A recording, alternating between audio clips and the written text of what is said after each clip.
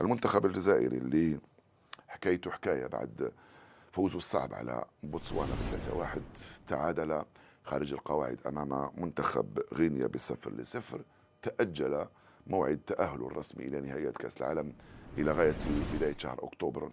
المقبل، لأنه يحتاج إلى فوز أمام منتخب الصومال لكي يضمن التأهل إلى نهائيات كأس العالم بعد تعادله في مباراته الأخيرة أمام غينيا. والجميل بالنسبة للمنتخب الجزائري أنه تقريبا بنسبة كبيرة سيلعب مباراته أمام الصومال في الجزائر وليس في أي بلد آخر، لأن المضيف هو المنتخب الصومالي الذي اقترح ووافق على لعب مباراته في الجزائر أمام المنتخب الجزائري. قلت بأن حكايته حكاية المنتخب الجزائري لأنه ظهر في هذا شهر سبتمبر بمستوى بعيد عن المستوى اللي ظهر به على الأقل في شهر يونيو الماضي، فرديا وجماعيا وبدنيا وفنيا وحتى نفسيا. من الناحية النفسية شفنا الكثير من الاختلالات، شفنا بطء وثقل في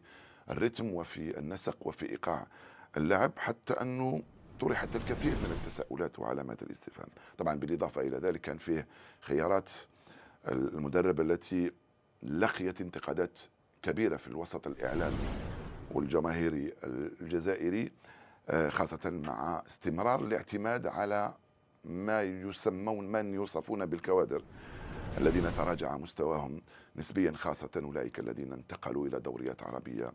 خاصة في السعودية، على غرار بن رحمة، على غرار عوار، وعلى غرار رياض محرز، الذين تراجع مستواهم بشكل كبير جدا، مع استمرار مشكلة حراسة المرمى واستمرار مشكلة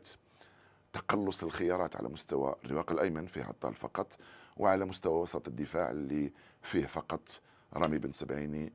توغاي، وكذلك عيسى مندي، في وقت هو في حاجة إلى 4 أو 5، أكثر من 4 لاعبين، 5 إلى 6 لاعبين في حاجة إلى هذا المنصب.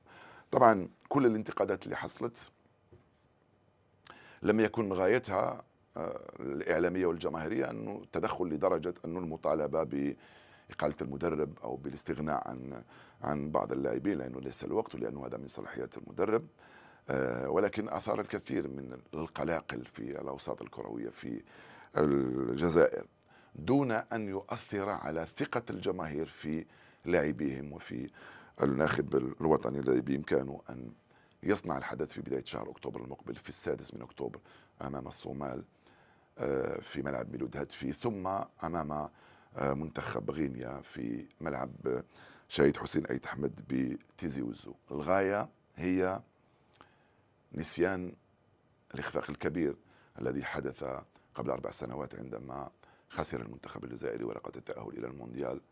على ميدانه في الأنفاس الأخيرة.